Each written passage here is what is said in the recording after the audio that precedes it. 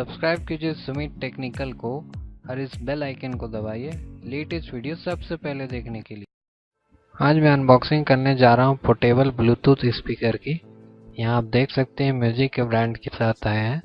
मैंने ये स्पीकर अपने लोकल मार्केट से खरीदा है। यहाँ पे आप देख सकते हैं स्पेसिफिकेशन की बात की जाए तो आप यहाँ वीडियो पॉज करके पूरी स्पेसिफिकेशन को पढ़ सकते हैं।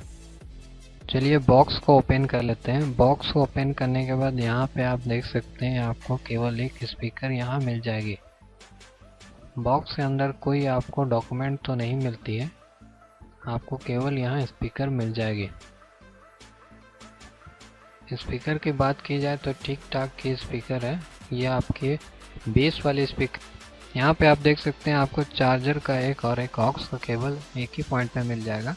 एलईडी लाइट का एक पॉइंट है और यहाँ पे आपको ऑन ऑफ का बटन मिल जाएगा। आप मेमोरी कार्ड लगा सकते हैं और आपको यहाँ यूएसबी का भी ऑप्शन मिल जाएगा।